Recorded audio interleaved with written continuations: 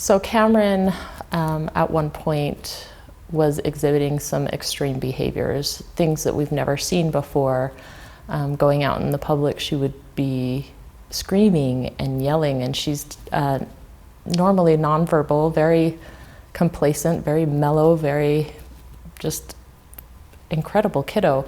And she would start to yell and scream in just different situations that were not even consistent, and we couldn't figure out a pattern, and we couldn't figure out even why or what was going on. We kind of just assumed that she didn't like the situation she was in.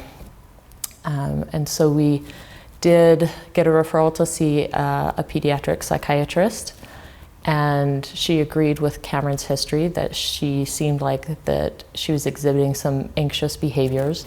So we were able to put her on an anti-anxiety med. Well, come to find out, she was still exhibiting these behaviors. They weren't as bad, but it seemed like they were more targeted toward me. Like she would physically try and pinch me and hold my hand or whatever, and she would really stare into my eyes like she was trying to tell me something. And I said, you know what, this is something that it's beyond anxiety. I think something else is going on here. So we went into a physician that she sees that is kind of a comprehensive doctor. And I said, I really need you to look at her, and I really am not leaving until you figure something out, because something is going on with her and she's trying to tell me, but I've done everything that I think to know of. Please help me resolve this.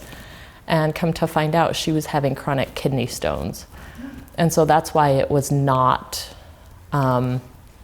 consistent, is because she would have the pain only when the kidney stone was passing.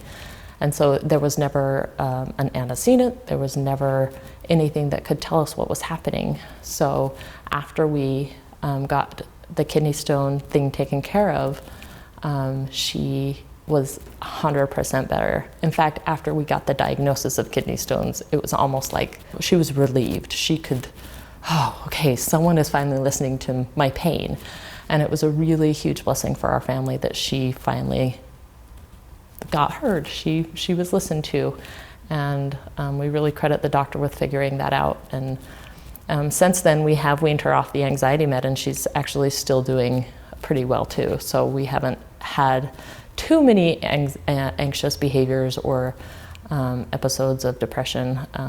She still does battle a little bit with some depression, but it's something that we're able to just take care of by talking to her and helping her out with things that are confusing. So it's been a really interesting journey and a really fascinating experience for me.